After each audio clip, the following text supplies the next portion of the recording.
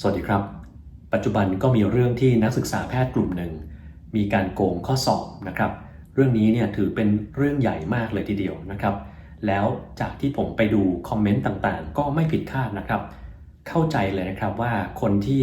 ทราบเรื่องนี้เนี่ยเขาจะรู้สึกยังไงประชาชนทั่วไปเนี่ยจะต้องรู้สึกว่านักศึกษาแพทย์เหล่านี้เนี่ยเวลาจบไปเป็นแพทย์เนี่ยเขาก็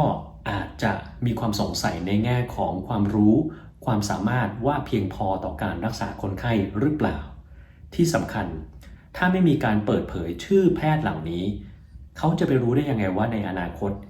เขาจะได้รับการรักษาที่ถูกต้องจากแพทย์ที่มีจรรยาบรรณมีความสามารถเพียงพอ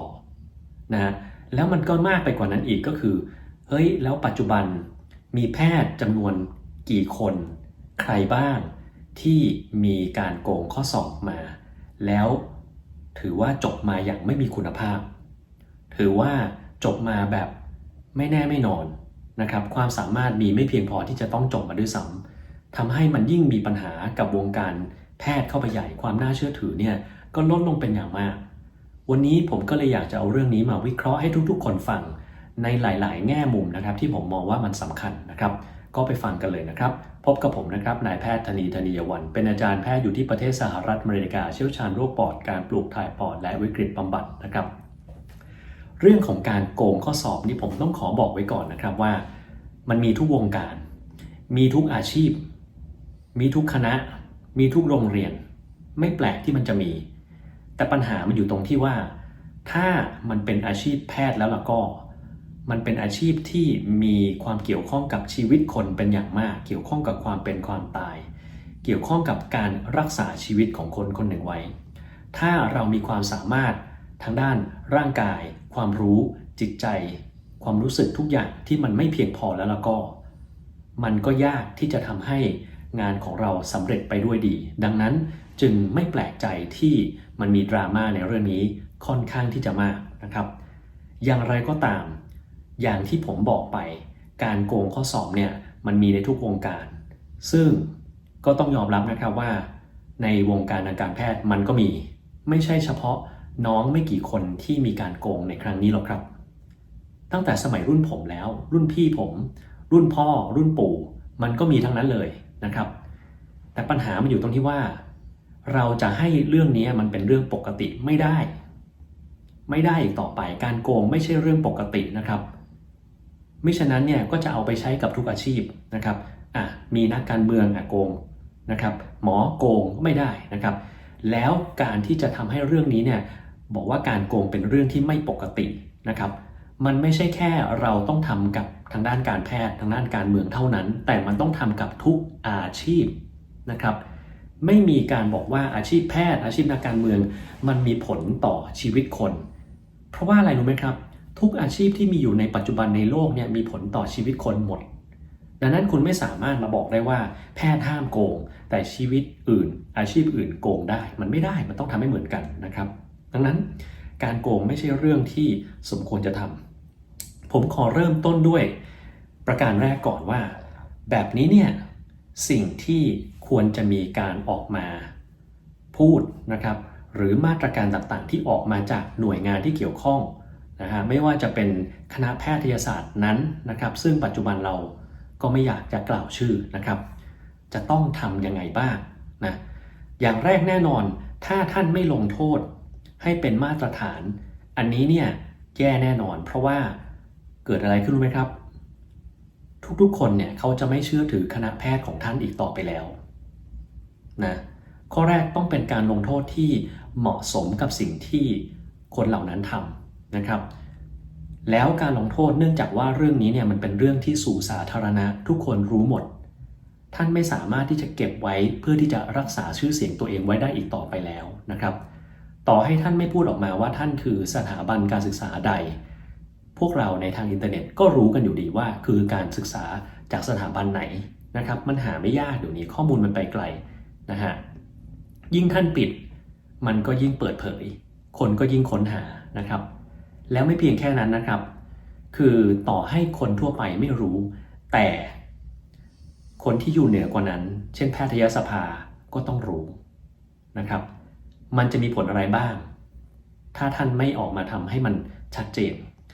ผลอันที่ 1คนที่จะส่งลูกหลานไปเรียนที่สถาบันนี้เขาก็จะต้องคิดหนักแล้วว่าจะส่งไปดีหรือเปล่าเพราะมันมีเรื่องแบบนี้แล้วไม่ใช่แค่นั้นครับเขาคิดต่อด้วยนะว่าแล้วต่อไปเนี่ยเนื่องจากสถานการศึกษาของท่านมันเพิ่งเปิดมาไม่ใช่สถาบันการศึกษาหลักจะต่อใบอนุญาตได้หรือไม่นะครับอาจารย์ที่สอนจะโดนไปด้วยหรือเปล่าจะย้ายไม่สอนที่นี่ไปสอนที่อื่นแทนหรือเปล่านะครับดังนั้นเนี่ยสิ่งที่ต้องทำก็คือต้องมีมาตรการในการจัดการเรื่องนี้ให้เป็นที่ประจักษ์แก่สังคมและเป็นที่พอใจแก่สังคมต้องตอบคำถามสังคมให้ได้เพราะไม่ฉะนั้นเนี่ยตัวสถาบันการศึกษาเองนอกเหนือจากจะเสียชื่อแล้วมันยังไม่สามารถที่จะอยู่ต่อไปได้ด้วยซ้ำไปนะครับที่สำคัญบุคลากรที่จบมาจากที่นี่ถึงแม้ว่าคนที่จบมาคนอื่นที่เขาไม่ได้ขี้โกงเขาจบมาอย่างมีคุณภาพเขาเรียนต่อได้อย่างดีเขามีความสามารถจริงที่จะจบแต่คนภายนอกที่มองเข้ามาก็จะเริ่มรู้สึกถึงว่าสิ่งเหล่านี้คนเหล่านี้ที่จบออกมาอาจจะด้อยคุณภาพนะครับมันเป็นเรื่องของมุมมองเลยดังนั้นเรื่องของผู้ใหญ่ในคณะแพทยศาสตร์แห่งนี้จะต้องมีการตอบสนองที่มันเหมาะสมนะครับต่อมาผมยังไม่อยากจะโทษนักเรียนกลุ่มนี้อย่างเดียวนะครับเราต้องมาดูก่อนเลยว่าอะไรทำให้เด็กขี้โกงอะไรทำให้เด็กเขาต้องโกงแบบนั้นเพราะว่าถ้าเกิดคุณมัวแต่ลงโทษเด็กแล้วไม่ได้แก้ที่เหตุผลที่ทำให้เราขี้โกงเรื่องนี้มันไม่หายไปไหนหรอกครับมันอาจจะตามมาด้วยการโกงที่แยบยลมากขึ้นเหมือนกับพวกรุ่นผมเนี่ยนะผมกล้าพูดเลยรุ่นผมนี่ก็มีลอกข้อสอบมีขี้โกงมีนะมีแต่มันยังไม่เปิดเผยขนาดที่แบบโอ้โหเป็นไลน์กลุ่มแล้วมีหมออีกคนหนึ่งเข้ามาร่วมด้วยแล้วก็โอ้โหส่งแชทกันเอาเข้าไปในห้องสอบแล้วที่สำคัญคือ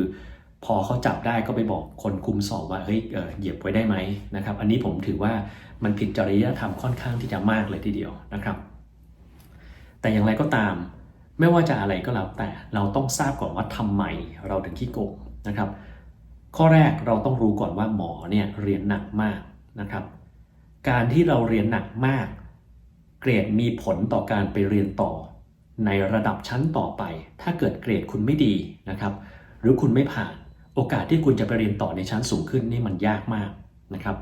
ดังนั้นประการแรกการเรียนที่หนักมากๆนะครับแล้วก็การเรียนที่มีผลต่ออาชีพในอนาคตหรือต่อสิ่งที่อยากจะเรียนในอนาคตมันทำให้เด็กเครียดแล้วถ้าเด็กสู้ไม่ไหวก็อาจจะเกิดการขี้โกงข้อสอบแบบนี้ขึ้นมาได้นะครับคุณลองคิดดูอย่างยกตัวอย่างสมมุติว่าเราอยากจะเรียนสาขาหมอผิวหนังซึ่งคนแย่งกันเรียนก็ต้องเก่งมากนะครับเก่งมากไม่พอบางทีอาจจะต้องมีเส้นสายที่รู้จักมากเข้าไปใหญ่นะครับไม่ฉะนั้นเรียนไม่ได้ใช่ไหมหรือสาขาที่แย่งกันมากๆหมอตาอย่างเงี้ยแย่งกันมากคะแนนก็ต้องสูง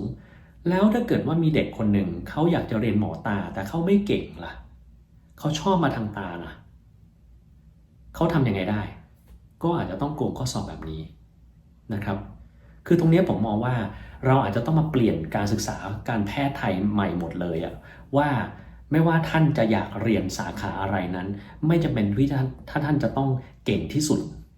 ต้องท็อปของชั้นถึงจะได้เรียนนะครับเพราะไม่ฉะนั้นก็จะเกิดเหตุการณ์แบบนี้มากขึ้นแล้วที่สำคัญต่อให้ท่านไม่เก่งนะแต่ท่าน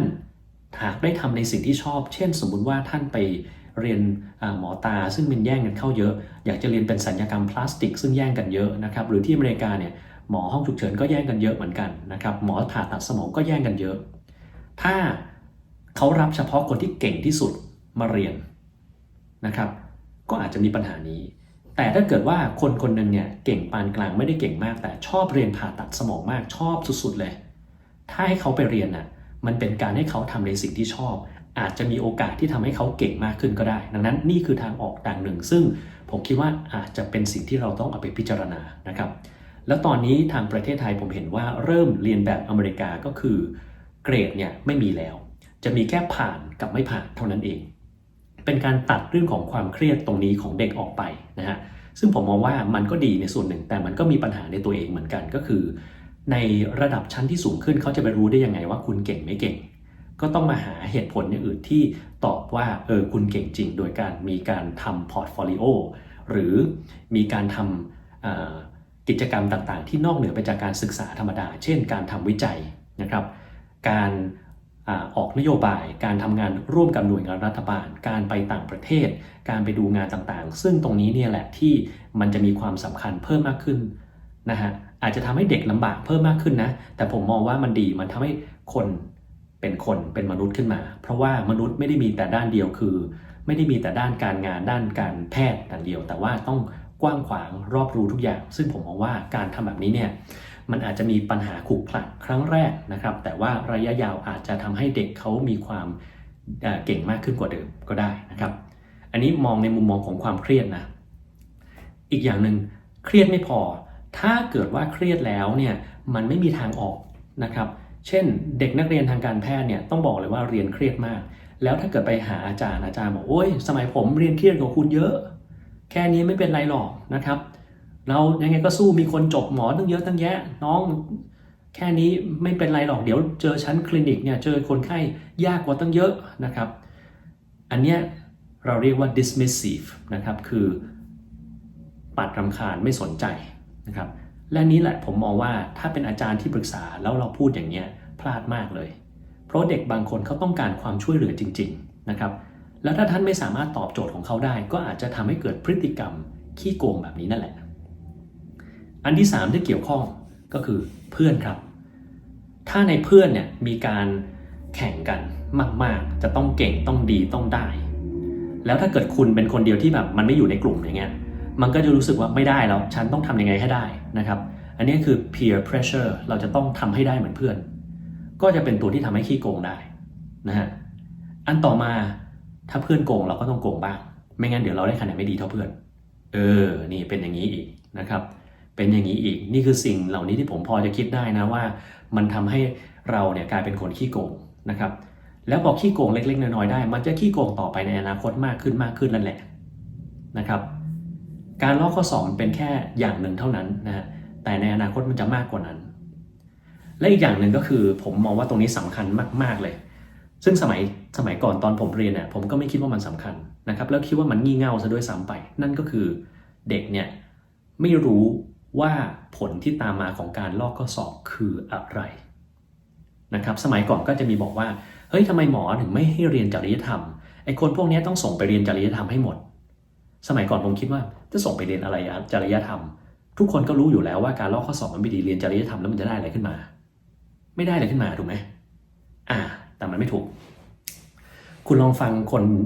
ที่เคยผ่านจุดนั้นมาแล้วผมเข้าใจในตอนที่แบบมีการลอกข้อสอบในช่วงนั้นนะแล้วผ่านวัยนั้นมาได้จนถึงวัยที่ผมเป็นอาจารย์ซะเองเนี่ยมันมีอย่างหนึ่งที่คุณจะต้องเข้าใจนะโอเคคุณจบไปเนี่ยถ้าเกิดคุณลอกข้อสอบมาตลอดเวลาแน่นอนว่าความรู้คุณไม่มีเวลาไปดูคนไข้คุณจะไม่มั่นใจขึ้นมาทีเดียวเลยอาจจะดูผิดดูถูกก็ได้นะครับแล้วรายกลุ่มก็ช่วยคุณไม่ค่อยได้ด้วยเวลาที่คุณต้องเจอปัญหาเฉพาะหน้าอันนี้อันที่1นะอันที่2ตอนนี้คุณอาจจะขี้โกงได้ข้อสอบมันก็เป็นเพียงแค่สิ่งที่อยู่ในกระดาษแต่คนไข้จริงๆเนี่ยมันไม่ใช่ข้อสอบ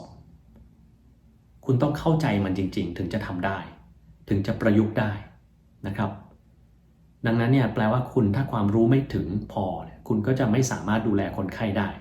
คุณลองคิดดูถ้าเกิดคนไข้คนแรกของคุณเนี่ยคือพ่อของคุณเองแม่ของคุณเอง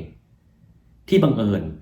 วันนั้นคุณอยู่บ้านคุณจบหมอมาแล้วแต่คุณลอกข้อสอบมาวันนั้นเนี่ยเกิดพ่อคุณเป็นสโตรกล้มหมดสติอยู่ที่บ้านคุณจะช่วยพ่อคุณได้ไหมถ้าแม่คุณบังเอิญหัวใจหยุดเต้นคุณสอบ CPR ไม่เป็นคุณไปลอกเพื่อนมาว่า CPR ต้องทำยังไง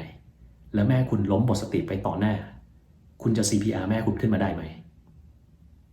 นะครับนี่แหละคือสิ่งที่ผมอยากจะให้มองคนไข้เหมือนกับญาติและครอบครัวของคุณเองคุณจะต้องทำทุกวิถีทางเพื่อให้คุณได้ความรู้นั้นมาให้ได้นะครับไม่ใช่แค่ทำข้อสอบได้แต่ต้องเอาไปใช้ได้จริงคุณต้องมองให้เห็นถึงปลายทางที่คุณจบหมอและจะเอาไปทำอะไรนะครับต่อมาตอนนี้คุณอาจจะแค่โดนลงโทษเฉยๆแต่คุณรู้อะไรไหมถ้าคุณจบไปเป็นหมอแล้วคุณ หลบความขี้โกงนี้ได้คือคุณโกงข้อสอบแล้วไม่มีใครจับได้เลยคุณผ่านมาได้ทุกอย่างแล้วโตขึ้นไปในอาชีพแล้วถ้าเกิดคุณไปโดนจับได้ตอนโตไปแล้วล่ะเกิดอะไรขึ้นข้อแรกนะถ้าคุณไปทำอะไรที่มันไม่ถูกคุณอาจจะโดนริบใบประกอบโรคศิลป์ทำให้คุณปฏิบัติหน้าที่ไม่ได้อีกตลอดไปเลยแล้วพอโดนริบใบประกอบโรคศิลป์เสร็จปุ๊บเนี่ยมันก็จะทำให้คุณเนี่ยไม่สามารถประกอบอาชีพแพทย์ได้อีกต่อไปนะแล้วคุณจะไปทำอะไรคุณต้องเริ่มใหม่ตั้งแต่แรกนะครับอันนี้เสียเวลามากเลยนะหรือต่อให้คุณไม่ทำผิดอีกเลยตลอดชีวิตนะครับคุณไม่ทำผิดอีกตลอดชีวิตคุณหาทางเพิ่มความสามารถคุณขึ้นมาได้แล้วความสามารถคุณดีแล้วในหลังจากการที่จบไปเป็นแพทย์จริงๆความสามารถคุณพร้อมแล้วถ้าวันหนึ่งมันมีคนมาขุดแล้วมันรู้ว่าเฮ้ยไอ้หมอคนนี้นี่เองสมัยก่อนที่โกงข้อสอบอ่ะไอ้คนนี้นี่เองต่อให้คุณดียังไงนะในหัวคนไข้ที่มองคุณเขาจะมองคุณไม่ดีทันทีเลยเขาจะมองคุณว่าเป็นหมอด้อยคุณภาพนะครับแล้วคุณรู้อะไรไหมถ้าคุณไปสมัครงานที่ไหนก็แล้วแต่ไม่ว่าจะไปสมัครเรียนต่อนะสมัครเรียนต่อ residency fellowship ที่อเมริกาหรือที่ไหนก็แล้วแต่ถ้าเขารู้ว่าคุณขี้โกงมาก่อนเขาปัดคุณออกก่อนเลยนะคุณเรียนไม่ได้นะปัดออกก่อนเลยหรือถ้าเกิดว่าคุณสมัครงานเขารู้ประวัติว่าคุณขี้โกงมาก่อนจบเลยนะฮะดังนั้นเนี่ยสิ่งนี้แหละที่ผมเรียกว่าจริยธรรมที่คุณจะต้องรู้จริยธรรมไม่ใช่แค่การทำแค่ถูกต้องแต่ต้องรู้ว่าผลของการกระทำเนี่ยมันคืออะไรนะครับผลการเข้าใจผลเนี่ยไม่ใช่บอกว่าปากบอกว่าเข้าใจแต่การเข้าใจเนี่ยคือเราต้องมีความรู้สึกร่วมไปกับสิ่งที่เรากำลังทำความเข้าใจนั้นจริงๆผมยกตัวอย่างให้ว่าทำยังไงคุณถึงจะมีความรู้สึกร่วมแบบนั้นสำหรับน้องที่ขี้โกงมานะโกงข้อสอบพี่บอกว่าอย่างนี้น้องลองสมมุติว่าตัวน้องเองเนี่ยไปหาหมอคนหนึ่งแล้วบังเอิญน้องรู้มาว่าหมอคนนั้นนะขี้โกงข้อสอบน้องจะรู้สึกยังไงหรือถ้าไม่รู้สึกก็ลองแบบนี้สิน้องไปหาหมอคนหนึ่งหมอคนนั้นเนี่ยกำลังรักษาโรคเส้นเลือดสมองตีบให้กับพ่อน้องอยู่ตอนนี้แหละนะครับแล้วกำลังจะต้องให้ยาละลายริ่มเลือดนะกำลังต้องให้ยาละลายริ่มเลือดเดี๋ยวนี้เลยแล้วน้องก็ไปค้นว่าหมอคนนี้ดีไม่ดีปรากฏว่าน้องรู้ว่าเขาโกงข้อสอบมาเขาจบมาด้วยแบบขี้โกงเลยน้องจะรู้สึกยังไงแต่เขาเป็นหมอคนเดียวที่อยู่ตรงนั้นน้องจะรู้สึกแบบไหนนะครับหรือถ้าเกิดโตไปน้องเกิดเป็นนักธุรกิจใหญ่นะครับแล้วเป็นเจ้าของโรงพยาบาลมีหมอมาสมัครแล้วคุณดูประวัติไอหมอคนนี้เวลามันตอบคำถามมันแปลกๆนะมันดูเหมือนมันรู้บ้างไม่รู้บ้างทำไมมันเป็นอย่างนี้แล้วไปขุดมาอ๋อโกงข้อสอบนี่ว่าเสร็จเลยนะครับน้องอันนี้เสร็จเลยนะนี่แหละถึงอยากจะบอกให้เรามีความรู้สึกร่วมไปกับผลที่มันจะเกิดขึ้นเราจะได้เข้าใจจริงๆว่าทำไมนะครับตอนนี้น้องกลับตัวสมัยมันยังไม่สายนะครับสามารถที่จะทำได้ผิดแล้วคือผิดนะครับแต่ผิดแล้วเข้าใจว่าผิดแล้วไม่ขำแล้วจัดการกับมันนี่ถึงเป็นเรื่องดีบางคนลอกข้อสอบเสร็จโอ้ไม่เห็นมันเป็นไรเลยหัวเราะเขาก็ลอกกันทั้งนั้นอย่างนี้เลยแหละตัวมีปัญหาเลยนะครับตัวมีปัญหาอย่าไปคิดแบบนั้นนะทีนี้เรามามองถึงมุมมองของคนอื่นบ้างผมอยากจะเมื่อกี้เราว่าน้องคนที่เขาทำมามากแล้วผมอยากจะมามองถ้าผมเป็นน้องคนที่ขี้โกงข้อสอบผมจะรู้สึกยังไงแล้วอาจารย์ที่จะต้องมาจัดการกับน้องคนนี้จะต้องรู้สึกอะไรบ้างอันแรกนะน้องเขาอาจจะเครียดมากเลยนะในสิ่งที่เขาทำเพราะว่าอะไรรู้ไหมเขาอาจจะมีปัญหามากมายจากการกดดันทางด้านการเรียนจากเพื่อนจากอะไรก็แล้วแต่อาจารย์ที่ไม่ค่อยช่วยเหลือเขาเลยจะทำให้เขาต้องโกงแบบนี้นะครับแล้วการที่เขาโดนลงโทษไปสักทีหนึ่งถ้าเกิดเด็กคนไหนรับไม่ได้เนี่ยนะมันอาจจะกลายไปเป็นเด็กมีปมเด็กซึมเศร้านะครับแล้วต่อไปก็จะกลายไปเป็นคนที่มีปัญหาอาจจะไม่อยากเรียนหมอไปทำอย่างอื่นก็มีปัญหาเช่นกันเพราะปมตรงนี้มันยังไม่ถูกคลายดังนั้นเนี่ยกรณีนี้เนี่ยผมมองว่านอกเหนือจากมาตรการที่โรงเรียนแพทย์แห่งนี้จะต้องทำกับเด็กแล้วยังจะต้องมีการให้เด็กเนี่ยปรึกษากับนักจิตวิทยาหรือจิตแพทย์ด้วยเรื่องนี้สำคัญมากๆนะครับคนคนหนึ่งเราจะสร้างขึ้นมาได้เนี่ยมันไม่ใช่ง่ายการที่เราจะทำลายคนคนหนึ่งก็ไม่ง่ายเช่นกันนะครับ ทำลายไปเฉยๆเขาก็ออกไปเป็นภัยสังคมอีกการที่คุณจะเปลี่ยนแปลงคนคนหนึ่งจากไม่ดีให้เข้าใจว่าอะไรคือไม่ดีจนเป็นดีได้นั่นคือหน้าที่ของอาจารย์แพทย์โรงเรียนนี้นะครับจะต้องมีมาตรการแล้วเราจะต้องให้เด็กเหล่านี้มีโอกาสได้เล่าให้เราฟังว่าเหตุใดเขาจึงโกงเล่าให้ฟังไม่ใช่ว่าผมเห็นเพื่อนโกงครับผมอยากได้คะแนนดีครับแค่นั้นมันไม่จบแค่นั้นคุณต้องขุดลงไปมากกว่านั้นเพราะไม่เช่นนั้นเนี่ยคุณก็เป็นได้แค่คนธรรมดาไม่ใช่เป็นอาจารย์ที่แบบดีจริงๆเราต้องเข้าใจจริงๆเลยว่าน้องเขาทำไมถึงทำเช่นนั้นนะต้องเข้าใจลึกๆจริงๆว่าเขามีปัญหาอะไรไหมเขาเครียดตรงไหนหรือเปล่าการเรียนการสอนก็สอนไม่รู้เรื่องหรือเปล่าหรือว่าข้อสอบที่ออกเนี่ยมันยากจนเกินไปที่ผ่านมาเนี่ยมีรุ่นพี่บอกว่าเขาก็ทำกันอย่างนี้แหละหรือเปล่านะครับเราจะได้สาวไปถึงต้นตอแล้วได้แก้ไขให้มันครบเซตทุกอย่างก่อนนะครับเราต้องเข้าใจปัญหาจริงๆแต่การเข้าใจปัญหาก็ไม่ได้แปลว่าไม่ลงโทษนะต้องลงโทษเพราะไม่ฉะนั้นเนี่ยจะมีปัญหาอย่างอื่นเรื่องของความน่าเชื่อถือของประชาชนเต็มไปหมดตามมานะครับดังนั้นตรงนี้สำคัญมากนะครับนี่คือในแง่มุมมองของน้องคนเหล่านั้นนะแต่ผมมองอะไรรู้ไหมคนคนหนึ่งที่ผิดที่สุดในบรรดาทั้งหมดเนี่ยก็คือหมอคนหนึ่งที่เข้ามายุ่ในรายกลุ่มนี้เพื่อที่จะคอยตอบคำถามคุณเป็นหมอที่จบมาแล้วอ่ะมันควรจะรู้ดีแล้วอ่ะคุณจะรู้ทุกอย่างว่าอะไรถูกอะไรไม่ถูกนะครับและเนี้ยโทษหนักกว่าเขาเพื่อนเลยนะไม่ใช่หนักเท่ากับเด็กนะหนักกว่าเด็กด้วยนะครับผมไม่รู้ว่าคุณคือใครนะครับแล้วผมก็ไม่ได้อยากรู้ด้วยนะฮะถ้าบังเอิญเป็นเพื่อนผมขึ้นมานี่ผมก็รู้สึกว่าผมก็มองหน้าคุณไม่ติดเหมือนกันแหละนะครับผมพูดซะขนาดนี้แล้วแต่ว่าอันนี้พูดตามเนื้อผ้านะครับไม่ว่าคุณจะเป็นใครผมว่าคุณอาจจะมีโอกาสโชคร้ายต้องไปเจอกับแพทยสภานะครับแล้วไม่ใช่แค่นั้นผมยังเข้าใจว่าชีวิตของคุณมันอาจจะมีเหตุผลก็ได้ว่าทำไมคุณทำแบบนั้นนะคุณอาจจะเป็นแฟนน้องคนหนึ่งแล้วน้องคนนั้นเขาขอก็คุณก็เลยคิดว่าไม่มีอะไรก็ลองไปก็ได้นะครับแต่ว่ามันอาจจะมีผลอย่างอื่นตามมาอีกเยอะแยะนะครับซึ่งผมก็พยายามเข้าใจคุณนะแต่ว่าต่อไปเนี่ยคือคุณทำไปแล้วมันก็ต้องรับผลกรรมที่ได้ทำไปเราก็ต้องหาทางมาแก้ไขเปลี่ยนตัวเองสมัยทุกคนเนี่ยต่อให้สายยังไงก็ต้องเปลี่ยนแปลงตัวนะครับจะไปเป็นคนไม่ดีตลอดไปมันไม่ได้นะครับเรื่องนี้ผมก็ต้องฝากไว้ด้วยนะครับทีนี้ผ่านมุมของเด็กเหล่านั้นไปแล้วมันก็มีมุมของเพื่อนเด็กที่เขาไม่ขี้โกงนะกลุ่มนี้ขี้โกงอีกกลุ่มหนึ่งตั้งใจเต็มที่เราไม่โกงกลุ่มคนเหล่านี้ก็จะมองยังไงเขาก็ต้องมองอย่างนี้ครับถ้าการลงโทษมันไม่เหมาะสมแล้วล่ะก็เฮ้ยทำไมฉันทำเต็มที่ทำอย่างสุจริตแล้วถ้าเกิดว่าเขาขี้โกงแล้วเขาแบบลงโทษก็ติดเดียวเองอย่างนี้เราจะรู้สึกถึงความไม่ยุติธรรมขึ้นมาทันทีเด็กก็จะประท้วงทันทีเพราะว่ามลทินมันตกอยู่ที่เด็กด้วยครับเพราะว่าอะไรรู้ไหมอย่างที่เมื่อกี้ผมเล่าไปถ้าน้องเหล่านี้จบไปจากสถานศึกษานี้นะครับก็จะโดนเหมารวมไปกับเพื่อนเลยว่าไอเด็กที่จบมาจากที่นี่ขี้โกงจะเป็นหมอที่ขี้โกงดังนั้นเนี่ยถ้าเกิดทางสถานศึกษาไม่ออกมาจัดการเรื่องนี้ให้เรียบร้อยนะคุณกำลังทำร้ายเด็กที่เขาไม่ได้โกงทั้งหมดเลยนะครับนั้นตรงนี้ต้องชัดเจนมากๆนะฮะแล้วที่สำคัญคือมันนอกเหนือจากความยุติธรรมแล้วเด็กเหล่านี้ถ้าเกิดคุณมีการโอเคไปตกลงกันยังไงไม่รู้อันนี้ผมไม่สามารถคิดแทนคุณได้นะว่ามาตรการที่เหมาะสมมันคืออะไรแต่ผมเชื่อว่าทุกโรงเรียนแพทย์เนี่ยมันจะมีมาตรการอยู่แล้วว่าถ้าเด็กลอกข้อสอบจะต้องมีมาตรการอะไรซึ่งส่วนใหญ่จะปรับตกวิชานั้นจะปรับตกเลยนะครับแล้วก็เริ่มใหม่เลยนะส่วนใหญ่จะเป็นแบบนี้เท่าที่ผมทราบมาแต่ผมก็ไม่ทราบว่าสถานศึกษาที่นี่จะเป็นแบบนั้นหรือไม่นะครับแต่ไม่ว่ายังไงก็แล้วแต่นะครับท่านจะต้องมีมาตรการอะไรออกมาให้ชัดเจนและต้องเป็นที่น่าพอใจกับคนทั้งหมด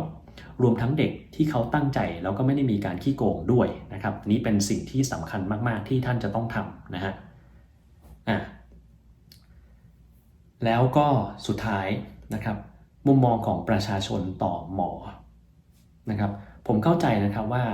เวลาท่านเห็นเรื่องพวกนี้เนี่ยท่านก็จะตั้งคำถามมากมายเลยว่าเด็กพวกนี้จบไปแล้วจะเป็นยังไงจะเป็นหมอที่ดีได้หรือเปล่านะครับ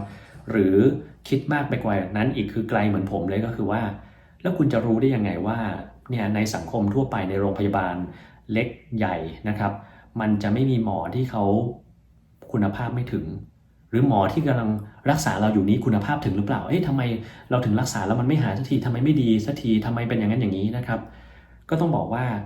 ขอให้พวกเราดูเป็นกรณีไปดูเป็นเคสไปนะครับอย่าเพิ่งเหมารวมนะครับการที่เราเหมารวมทั้งหมดเนี่ยมันไม่ได้เกิดประโยชน์อะไรขึ้นมาหรอกครับมันจะทำให้ความสัมพันธ์ระหว่างผู้ป่วยและแพทย์เนี่ยไม่ดีนะครับพอความสัมพันธ์ระหว่างผู้ป่วยและแพทย์ไม่ดีเนี่ยยังไงคุณก็ต้องพึ่งแพทย์สักคนหนึ่งถูกไหมฮะแล้วถ้าเกิดคุณไปเหมารวมว่าแพทย์ไม่ดีทั้งหมดเนี่ยต่อไปเวลาคุณป่วยคุณหาใครไม่ได้เลยนะเพราะถ้าคุณไปตั้งแง่กับหมอทุกคนที่เข้าไปหาคุณตั้งคำถามคุณรู้สึกว่าหมอคนนี้เขาขี้โกงเขาไม่รู้เขาจบมาจากไหนเขาความสามารถไม่ดีหรืออะไรอย่างนี้หรือเปล่านะครับแบบนั้นเนี่ยแน่นอนว่าหมอก็มีความอดทนส่วนหนึ่งนะครับหมอควรจะเป็นคนที่เห็นใจคนควรจะมีความอดทนนะครับแต่มันก็ต้องมีสักวันหนึ่งซึ่งหมอเหล่านั้นก็ไม่ไหวเหมือนกันโดยเฉพาะประเทศไทยทำไมรู้ไหมงานหมอเขาหนักเกินไปไงครับผมเคยอยู่ประเทศไทยผมเคยใช้ทุนผมเคยทำงานแล้วก็ไม่ได้นอนผมเข้าใจตรงนี้ดีแล้วเวลาหมอที่ไม่ได้นอนมากๆงานภาระเยอะๆเนี่ยไม่ใช่มีแค่ต้องดูคนไข้ในนะดูคนไข้ในดูคนไข้นอกเขียนสรุปหน้าป้ายนะครับคุยกับคนไข้และยังมีงานเอกสารอย่างอื่นอีกนะครับพอมันเยอะอย่างนี้เข้าแล้วเนี่ยถ้าเกิดเจอคนไข้ที่เยอะมาถามเราเยอะๆถามธรรมดาเนี่ยเราไม่ค่อยว่าอะไรแต่พอถามแล้วแบบชักสีหน้าใส่ถามเหมือนประชดประชันถามเหมือนไม่แน่ใจในวุฒิการศึกษาแบบนี้เราจะชักโมโหแล้วครับพอโมโหแล้วเนี่ยก็แล้วแต่ละครับว่าหมอแต่ละคนเนี่ยจะตอบสนองยังไงบางคนก็โวยวายขึ้นมาเลยบางคนก็ไม่รักษาเลยบางคนก็พูดจาไม่ดีใส่บางคนก็เงียบใส่นะครับหรือบางคนก็ยังสามารถที่จะคงความเป็น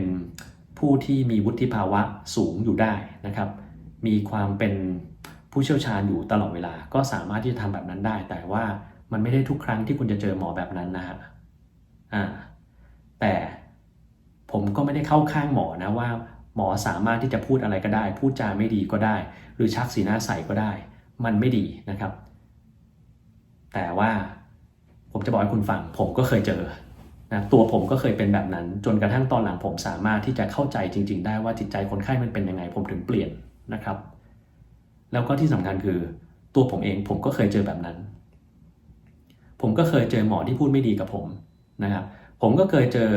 เจ้าหน้าที่ที่พูดไม่ดีกับผมเหมือนกันนะครับแล้วผมก็รู้สึกว่าเฮ้ยเรายังไม่ชอบเลยทำไมเราเป็นซะเองเราต้องแก้ไขนะครับงั้นสิ่งเหล่านี้เนี่ยผมว่ามันเป็นบทเรียนที่สำคัญกับทุกฝ่ายเลยนะทั้งในแง่ของระบบการศึกษาว่าจะต้องทำยังไงมาตรการในการลงโทษจะต้องทำแบบไหนบ้างการที่สอนจริยธรรมกับเด็กพวกนี้คืออะไรการปรับเปลี่ยนระบบการศึกษาอาจจะลองเป็น pass fail honor หรืออะไรก็แล้วแต่เพื่อที่จะลดความเครียดเหล่านี้อาจารย์จะต้องทราบว่าเด็กเหล่านี้คือเขาเครียดเมื่อไหร่แล้วอาจารย์ที่สำคัญคือไม่ใช่แค่ลงโทษอย่างเดียวแต่จะต้องเข้าใจด้วยว่าเราจะเปลี่ยนแปลงเด็กเหล่านี้ได้อย่างไรอาจารย์ไม่ใช่ผู้ทำลายเด็กนะครับไม่ใช่ไล่ออกตัดเกรดจบเลยปัดตกชั้นให้ไปเริ่มเรียนใหม่แต่อาจารย์เนี่ยจะต้องเข้าใจเด็กเหล่านี้จริงๆจะต้องช่วยเหลือนะครับจะต้องช่วยเหลือจะต้องมีนักจิตบำบัดมีจิตแพทย์ต่างๆเข้ามาช่วยเหลือเด็กเหล่านี้ด้วยนะครับ